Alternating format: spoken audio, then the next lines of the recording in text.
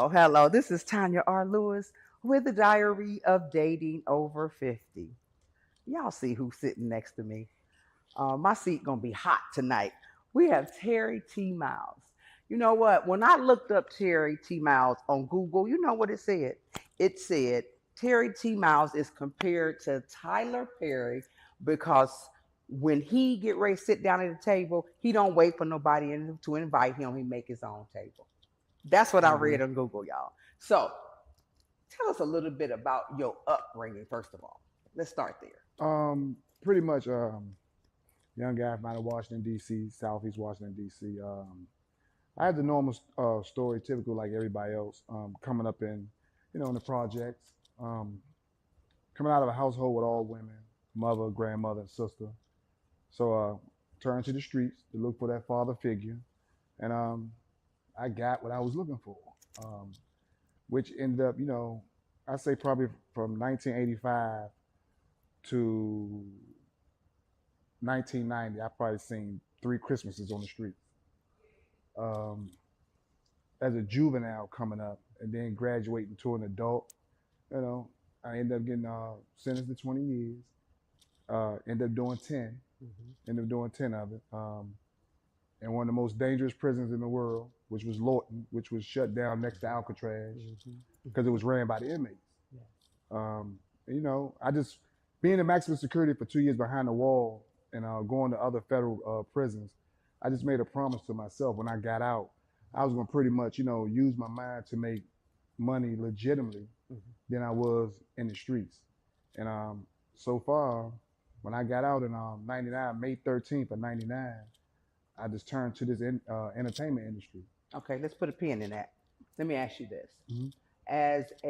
When you were young, were you going in and out of juvenile? Oh yeah, yeah, Okay. yeah. Okay. I have a son that also he did 11 years and his first stint I had to put him there because they were going to kill him on the street. Right. Okay. So how did your mother and your you said you grew up with a lot of women. I'm Hmm. sure you broke their heart a lot. Yeah, yeah, definitely, definitely, yeah, definitely. I definitely did. Um, like I say, my story is just crazy. In 1992, while I was incarcerated, I ended up catching in a jailhouse murder that sent me to maximum security. Was locked down 23 and a half hours a day. I think from like Mondays, Wednesdays, and Fridays, I came out for 10 minutes, 5 minute shower, 5 minute phone call. Tuesdays, Thursdays, Saturdays, and Sundays was 15 minutes because it was visiting day. And then I said, and that's when I kind of like learned a lot about Allah, Okay. becoming a Muslim. I still don't really close my mind to just, being a Muslim. I still, Christianity and everything else. I keep myself to an open mind. Okay. The biggest thing I learned about it all is being humble. I'm a lot more humble than what I used to be. I think for myself and others, Yes. you know. And I said I was just gonna apply that to my life when I got out. Old guy uh, that was in the cell next to me in maximum security, a homie of mine named Willie Strickland. He used to always talk to me, and when we was in our cells, and he asked me when was I supposed to get out. At the time when I got sentenced, I think I was supposed to get out. My on my face sheet, my mandatory release date was like 2015 at the time. This 1990. So when I showed him that, he was like, "Wow." So I'm thinking like I'm showing him something crazy, but he showed me his. And the crazy part about it is, right before I got sentenced, it used to be this on HBO, this thing called The Big House, Hmm. and they were saying the most dangerous prisoner that came out there was a guy named Willie Strickland. And that was the guy. Here it is in 1993. I'm in the cell next to him, Wow. and Willie Strickland is the guy that's on Tupac's album.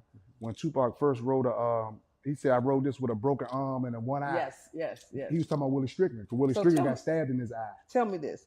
How did you carve off 10 years of your sentence? Because you said you got 20 years. Yeah, yeah. Um, for one, I mean, I studied the law. I studied the law, and once I studied the law, I ended up going back. I had an open situation in my case that just so happened I kind of gave back a little bit of the time back. Mhm. And pretty much, you know, I did the time instead of letting the time do me. Okay. Going to school, getting degrees, you know what I'm saying, certain things I was doing, and just carving my time down, you know what I'm saying, in there. But I learned so much. And it's crazy when I tell people, Mhm. if I did, they ask me, man, if you had to go through it again, would you do it again? I was like, yeah. You'll do it again. Yeah, because That's, I what? learned That's what so my much. son said I too. learned so much. And that's why when people see me in the streets now, I mean, the streets is so easy to me because I just left a jungle. Mhm. So if I could live amongst animals and lions and tigers and bears, out here in the streets is like, oh my, it's nothing for So me. how did you end up getting that in-house murder? A situation took place. It just a situation took The place. place, and Okay. you know, Was you protecting yourself? not really. Okay. I was doing something that I was asked to do Okay. at the time, but it panned out for me, you know, pretty well, and it just happened. Okay. All right. Yeah, Well, we're not gonna spend my whole interview talking about the yeah, negative. yeah. I don't talk about negative. But I needed Yeah, to set the stage for yeah, yeah. where we about to go. Right, right, Okay. right. So once you got out, Hmm. how did you uh get into what you're doing? Well, actually, you didn't start there. Yeah, You had a relationship with Master P. correct. How did that shape your trajectory? And what are the most valuable lessons you learned from him? Well, for one, that's what made me know that Allah is truly the greatest, and He listens to you when you Yes. become humble. Because it's crazy. And I tell people, like I say, I tell this story all the time. While I was in maximum security, I used to read a lot of the little magazines, hip hop magazines. Hmm. Master P was one of the only ones I read about because I felt like his life was more interesting and close to mine. And he made it Hmm. coming out of Cali or New Orleans. And I was like, wow. So when I finally went out on maximum control movement, out on the compound where I could see TV, I actually seen this video about You seen that it. video? Yeah, and I was like, damn, I said, I like that dude. You know, he was in the project with the bat on his shoulder Yes. and the whole neighborhood out, you know. I I was like, love Master wow. I was P. like, man, I Yes. like that dude. You know what I'm saying? Mhm. I said, man, I like to meet that dude one day when I got out. Mhm. So when I finally did get out, it was another guy from DC who had got out before me. And he told me, man, when you get out, I'm going to look out. He looked out. He took me to the comedy club. And when I say I was going to enter the industry, I didn't know what to do because I couldn't rap Wait a and I couldn't minute, but sing. you did stand up comedy Right, too. right, Okay. right, All right. right. Let's So go. I couldn't rap, I couldn't sing. So I was like, damn, what could I do? But I've always been good at joning on people. Mhm. You know what I'm saying? So we went to the comedy club, and I ain't gonna never forget. Marlon Wayne was doing his stand up Mhm. performing, and DC is a real hard city. Yes. We don't It's care about entertainment people. We don't care about rappers, none of that. Our Mhm. culture is go. So my guy was like, man, you can get him. So I had been drinking, so I jumped out, and he was like, hey, it don't count back there, it count on stage. Come up here, whatever you say, what you gotta say. Joe Claire was the host, Red Oh, Grant. all the good stuff. Yeah, you know, all them out my neighborhood. So they gave me the mic. I went up there, and me and Marlon went at it. Of course, you know, that's my city, so they can ride with me. Right. But they gave me right. their little nickname as Drunk Man. Drunk You man. know what I'm saying? So by that time, the club owner had asked me, man, won't you come back, man? You know, do you a little night? I think you got something. So I started coming back, and I started hosting, and I started bringing a lot of other comics in because Tacoma Station was like the Apollo, Mm-hmm. but it was just comedy. It's real hard. Like if you wasn't funny, people in the audience would come up on stage and push you off the Oh stage. my. So a lot of people got pushed off, and I seen a lot of comics cried. But you know, guys like Bruce at the time who was just Yes. coming up, Yes. they held their weight. You Mhm. know, so I ain't gonna never forget the one guy came to me with Dominique. She's a comedian now, and she went to Yes, I school know with me. she is. Dominique was like, "Hey, Head," because that's what they called me, Young Head. They was like, "Hey, I got my homeboy. He want to come on stage. Can he get a little time?" I said, "Hey, is this nigga funny? Because if he ain't funny, they gonna let him have it." And she said, "No, he funny, but he's doing impressions." I said, "All right, I'll give him a couple minutes." Just so happened it was Mike Epps, because Mike Epps Wow. and Dominique was staying with each other in New York right before he had did Fridays, the Mhm. casting for Fridays. Mhm. And Mike went up there and he killed. And you know, I started meeting Kevin Hart and everybody else, and Yep, I I seen I that. started sliding through where I got to the point. I just cut the middleman out. I never wanted to be a comedian. I just wanted to get in the industry. Okay. So I used that as a platform coming in because I'm a hustler. And I went in, and now I start going to their cities, doing their shows. And when they would come to DC, they would do mine. So it kind of gradually going on tours and end up doing BET Comic View. And I ended up meeting AJ Johnson, play Ezel on Fridays. Right. Did you ever meet Russell Simmons? I haven't met him, but I've been in the same room where he was at. You know what I'm saying? I still had that, and you know that's a bad thing I feel about me because coming out of Washington D.C., we had a stigma of I don't care who you are, I'm bigger than you, so I ain't gonna say nothing to you. But people not knowing that hurts you. Yeah. Because if I would have just been who I am now and went up to him and talked, I probably could be bigger than what I am now. Yeah, because I knew Russell personally. I had the largest black-owned stores in the city of Cleveland, Yeah. urban stores, and I carried Fat Farm and his ex-wife's Baby Fat Kimura. I carried Yeah. that line as well, Yeah. and I spent time with them when I used to go to Magic Yeah. in In Vegas, the Magic Yeah, Show. Yeah. and we were one of his one of his highest selling stores in Yeah. Cleveland. So I got to spend a lot of time with him. Yeah. And that's what I try to use what I've been through in my life with the young guys that be around me that you know, be humble. Be humble. You know, don't let where you come from keep you down because it can keep you down forever. You see what I'm saying? Yes. If I would have just had this stigma as I have today and went and talked to him, like I said, you never know what might have happened. Yeah, I can see how humble you was when I went to that award show and I was sitting over across from you guys and I was watching. I was like, you look like the Godfather. Everybody coming up, Nah. shaking his hand, but he is real smooth. He's not too boisterous, too moving too much. You know, so it captivated the room because I had to come over there and introduce myself. Yeah. You know, so tell me this: how did you get from comedy to now we're doing movies now? Like I said, me meeting AJ Johnson, God rest his soul, man, my brother. I miss him so much. He took me under his wing and took me on the road with him because a lot of people didn't want to do stand up with him because he was too rowdy. Okay. So it was right up my alley. I love rowdy crowds. So one day he just said, hey man, I'm gonna call P. So, you know, I'm thinking like AJ lying. So he called P and put me on the phone with P. And P was like, hey man, Jay tell me a lot about you, and I seen you on Comic View. You the kind of comic that I like. He's like, can you write a stage play? So me, I'm like, hell yeah, but all the time I ain't know a damn thing about a stage play. But once again, me being a hustler, I'm not gonna turn it down. So what stage play did you write? Uncle Willie's family. Uncle Willie was about. It was about Uncle Willie when Hurricane Katrina had hit, everybody ended up moving to Uncle Willie's house. So it was more of a comedy. It was more like a gospel comedy. Because actually the cast was actually supposed to be me, P, Rome, DMX, Reverend Run. Okay. Because it's supposed to be the first hip hop gospel stage play P was doing. Have they ever did that? I don't know if one. We actually stage play. No, that's never really been done. Yeah. No, not to that degree. We actually took it on the road, and I wrote the character to be AJ, you know, and people like this. Now I want you to do it, and I was like, huh? I don't know. Stage play. I'm not doing stage play. Plus me playing an 80-year-old man. At the time, I'm like 30 something. So I'm like, I don't know. I could do that. P say, nah, you can do it. And I actually did it. And we actually took it on the chicken circus, and everyone sold out. And I actually did very good. I actually did very good. Well, I watched you in your movie. Yeah.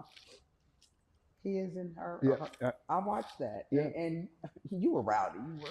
Yeah, I mean, I was having fun, you know. But I mean, it was good. Yeah, I enjoyed it. I was having fun. I said, let me watch some of these movies before I interview When you got good chemistry with another actor, what it do? It brings the best out you. And y'all had good chemistry. Oh man, I love the main character. Yeah, and a lot of things. A lot of people don't know. A lot of the stuff me and Spencer actually improv right then, and it was more improv than some of it was, and a lot of stuff.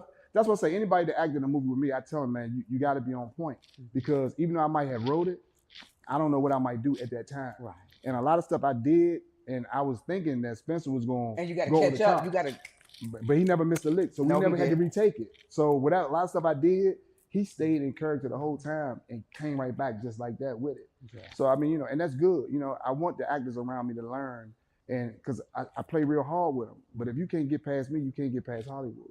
Yeah. So tell me this: why are you doing all of the directing that you're doing? Because you stay busy. Yeah. Okay. Do you think you stay busy because you don't want to commit to a relationship? Let me tell you something. Tell me. when it comes to a relationship and this right here, this is my relationship. That's your relationship. Any woman that I deal with have to respect this come before her Mhm. because it was already there before her. Right. And I'm not gonna let her stop it. Okay. So either, you with it or you not. That's why a lot of times the relationships I have been in, I try to bring them in. You know what I'm saying? Because I love this so much. I don't know nothing else. This is my A, B, C, and D. There's nothing else after that. Okay. You know what Are I'm saying? you in a relationship now? No. Just this. That's it. Yeah, this. And multiple other women. Okay. No, So- no, I'm not. No, I'm not. No, I'm not. So will you ever get married? Will I ever Have you get been married? Have you been married? No, I've never been married. Never Ooh, been you've been married. a runner. No, I ain't gonna lie. I have been married once. I got married when I was locked up just to have sex. So back then they was giving consular visits. Yeah. So you got married Yeah. just so you could have sex. Yeah. I did, but it don't count until you out. After that, you get a normal and it's over. You know what? That was my daughter mother. Though. Shout out to her. I love her to death. Though. Okay. Yeah, I love her to death.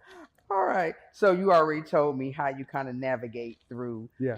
that. I don't want no relationship right now. Yeah. Because there's too many people depending on me, and if a woman don't understand that, we're not gonna work.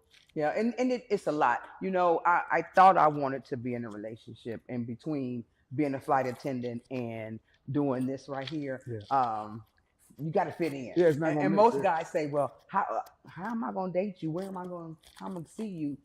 And that right there. Then I think about it. I say, you know what? I probably don't even need to be in a relationship right now. Yeah, you know, don't. And And plus, we love yeah. what we do. Yeah, exactly. And I was just having a talk Yeah. with Spencer the other day, and I think, man, I done dealt with so many women it wasn't right to. I think Carmen's spinning the block on me. So I'm sure. yeah, now it's hard for me to even get a woman.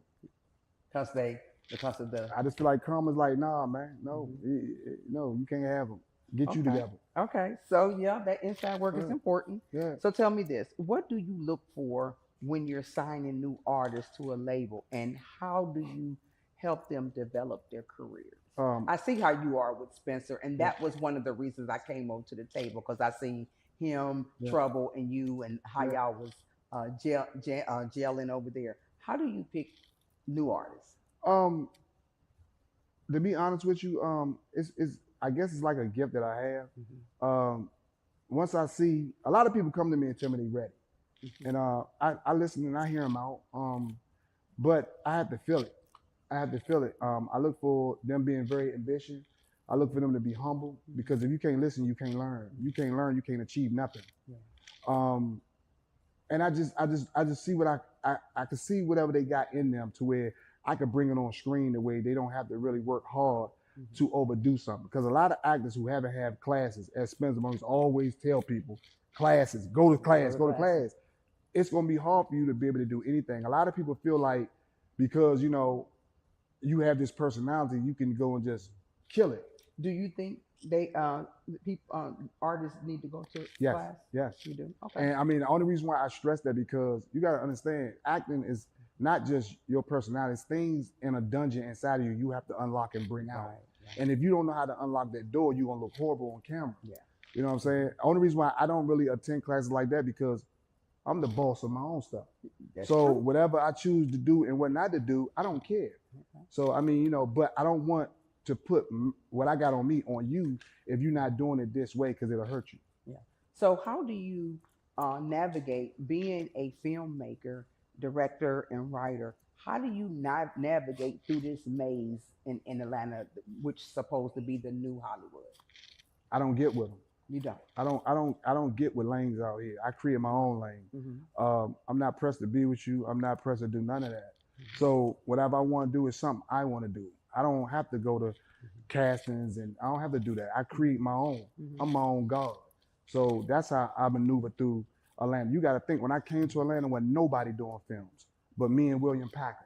Tyler Perry wasn't even here yet. Right. So me seeing a lot of people doing their things now, I salute them and I'm happy for them. But as far as me getting with them, I don't need you, so I don't get with you because a lot of stuff out here is fake and fraud. And like I said, so many people depending on me. I don't want to lead them in no wrong direction. You know what I'm saying? Doing a whole bunch of films out here is not always good. You know what I'm saying? The best thing out here is, man, you getting with someone that's concrete, that's going to lead you in the right direction and help motivate you to get where you need to be. Okay.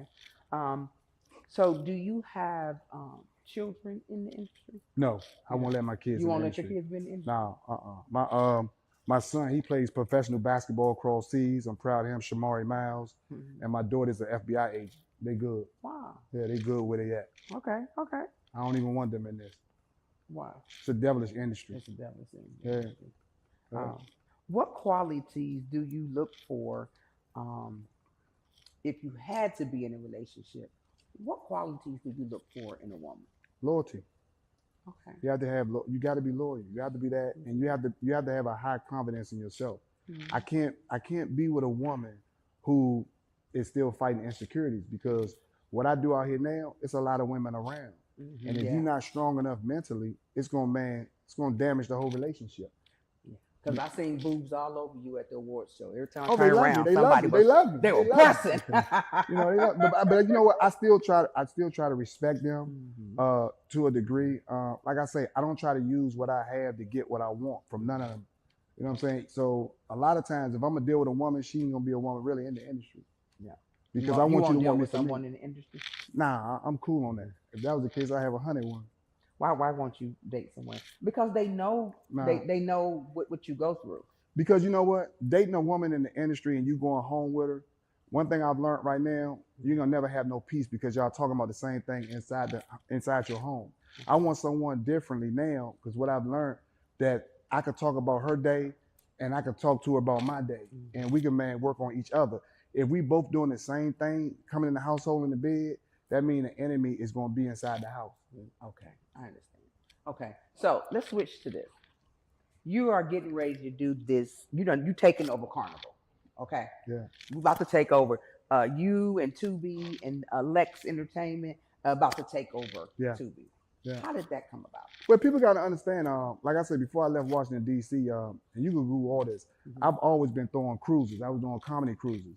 The first one to bring Brudman, J.B. Smooth, Michael Blackston, everybody to D.C. on comedy cruises. So now when I came to Atlanta, like, this is my 15th cruise I'm doing. And right now, it's just, like I said, I just did one Valentine's Day. I do another one May 3rd with the whole DC. I'm doing that Tubi one, and then Is this your first time doing a Tubi one? This is the first time, yeah. This is the first time doing that. Yeah. So will anyone from the industry with Tubi, will they be there? Oh yeah, I got the whole Detroit coming. I got the whole Detroit, Spencer Maurice, Trouble. I got a lot of people coming on this cruise right here. You know, and the crazy part about it is, it's selling so fast. It's one of my most sellingest cruises ever. Wow. All the suites already sold out. I know it, because I got to be in the dungeon. Yeah, see, you in the dungeon. Yeah. But you on it though, so you'll start. You on it, but Can you'll I start. share your room with you? So I know you got a penthouse. No, I ain't got to be your girl or nothing. I don't really. No, I don't have no penthouse. Like I say, I bet you got the top suite. I ain't gonna say that either. Uh-huh. I ain't gonna say that either. But I'm gonna have fun. But the thing is, I'm not looking to be in the room. Yeah. I'm not looking to be in the room. So set the scene for me. How's it? I mean, I can't wait, because I got some European cut bikinis I'm ready to throw on. I've been working out hard, eating less. Oh, I'm bringing it. At 61, I am bringing it. Come on now, you ain't 61. I am 61. Yeah, you gonna bring it there? Okay, Bo Dirt. Okay. So set the tone.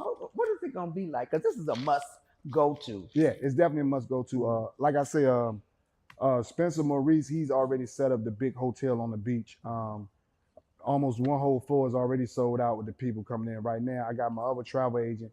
She's working on the second floor. And right now, however things really going, they keep going the same way it's going. That's going to be the big Tubi meet and greet spot for everybody who's coming in a day early. You know what I'm saying? Because that's the hotel. That's the hotel. Going to. Yep. Because it's Labor Day. And it's a pretty good rate too. Oh yeah. The rate is. But that's because Spencer set it up. Because that regular hotel is really $700 to $800 a night. Yes. And Benzo, he set up. I was a Marriott manager for over 20 years. And it's Labor Day in Miami. Yes. Yeah. So we got that set up. So we're now at the in the meeting room. We're gonna do the Tubi meet and greet where everybody come in and everybody get to see each other. You know what I'm saying? And enjoy each other and get ready for the cruise the next day. I'm really excited about it. I had to put it's gonna be good. It's gonna be good. Very high rate credit card, but come on, man, cut it out. You got it. I wish I did. No. So tell me something. What is in the horizon for Terry T. Miles? What's getting ready to happen? What's major? Well, you know what? Give us a look, that secret that you've been holding on to. Where everybody's wondering why, and they've been asking me, why Detroit? And right now, I got a lot of stuff working with them. You wait a minute. You got a lot of stuff going on in Detroit? Yes. Because I'm originally from Cleveland. Yeah. So I did one of my premieres in Cleveland. Did you? At the movie theater there. Matter of fact, when y'all was playing, when LeBron was on the team. Yes. Yeah, I did a. Well, remember me? I do movie premieres on Yep, Spark. I did one in Cleveland. Y'all. Yeah. Yeah. So what's going on with Detroit? I got some things with Detroit, and to where we doing some stuff together, to where I got something going on big, to where hopefully it's gonna get me out of this film industry. Yeah. Oh, you gonna get out of the film industry? Yeah. It's that big? Yeah. Well, me, I like concentrating. If I'm gonna do something bigger than what I'm already doing, I like to put my fully concentration in it. Mm-hmm. So right now, it's still in the industry, but it's just not that. So you don't have to spend your time directing and writing and all that at that point. I still do it whenever I want to do it, as I do it now, but I'm focusing on something else. I think this industry really, really need that right now. They really being misguided with. Yeah. And I wanna be the one that really bring it with it. Yeah. So you wanna diversify your funds. But you know what? It's not even really about my funds with it, because like a lot of stuff I'm doing now, I ain't really reaping no funds like that off of it. You know what I'm saying? But when I do something, I do it for a cause or a reason. And I'm setting it up for something big. Okay. Like even with this Tubi cruise, I mean, I ain't really looking to recoup no money like that. It's mostly all my money going out than really coming in, but it's gonna set things up for bigger for me and everybody everybody around me. Okay. All right. Business wise. Yeah, business wise. So if you see the young Terry over there, what would you tell him?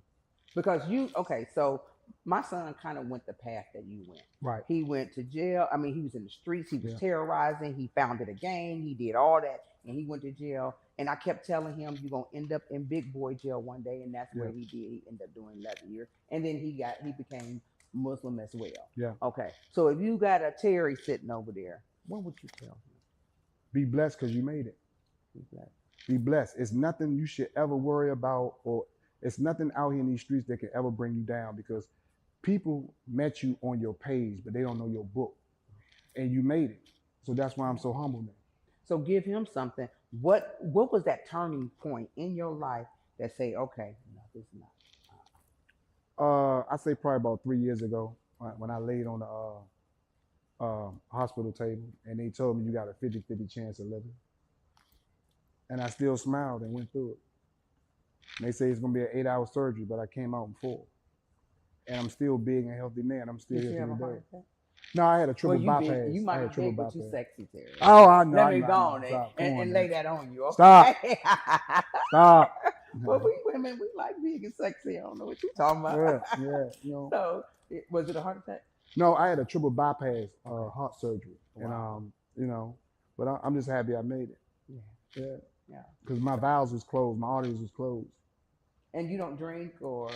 Nah, well, I drink occasionally, but I don't smoke. I don't eat meats. I don't do none of that. Okay. Okay. All right. So it has been an absolute pleasure. Y'all don't know this man was amazing, because when I asked him to be on my show, he said yes. And I don't come to everybody's show. Right. I didn't have to. Was it my smile or was it this banging ass body I got? Which one was it? Bang! It was both. No. But no, for real. I mean, you was very polite. You was humble when you came over. And like I say, I don't go to a lot of people's shows. They ask me to come. Award shows I don't go to. Mimi is the only one I really went to. Yeah. But I'm not really into that. I just like to see my people around me happy and cool. Yeah. I'm good with that. And your people is definitely happy around you. I love your people. So cool. Trouble always calling me, giving me advice. Oh yeah. Oh, absolutely. Trouble my next big thing. Yeah, we talk quite often. Yeah. That's my next big thing there, man. All right, can't wait. Matter of fact, I'm interviewing him next. So Terry T. Miles' journey is a powerful narrative of resilience shaped by complexity of both his career and personal life. His experience in prison ignited a transformative passion for storytelling, while his relationship with influential figures like Master P or the dynamic of his relationship highlights the importance of support and growth. Miles' candid reflection on intimacy, love, and personal challenge reveals a deep understanding of the human experience, emphasizing that every decision and relationship impact our past. Ultimately, his story serves as an inspiring reminder that our past does not have to define us. Rather, it can fuel our ambitions and elevate creative endeavors, leading us to future filled with possibilities and hope. You give all of us hope, Terry. And I appreciate you sitting in my chair with me. I appreciate All that, right. man. And if you ever decide you want a girlfriend, I'm single. Okay. You single? Good. Not if trouble. If I put trouble on you, ain't single. Hey, and I just want to say this. This shirt right here Yeah. is made by my guy, Mr. Promo. I like Man, that this shirt. thing is selling out everywhere. He's already done sold 3,000 of them. Okay, one thing. Let me ask. What? Okay, I should have left your bitch ass behind. Yeah, Harriet tell me. So the ones that get on your nerves. The ones The that get on my nerve, I feel like Harriet tell me, I should have left your bitch ass behind. I like that shirt. Yeah. Y'all see that shirt? Okay. Y'all inbox me. I'll get you to Terry if Mr. y'all Promo. want one. Yep. Yes. All right. We thank you again. Thank you for joining me again. I love my audience and look forward to seeing this on YouTube. Y'all know where to find me. Again, this is Tanya R. Lewis with the Diary of Dating Over 50. Thank you for having me. Thank you.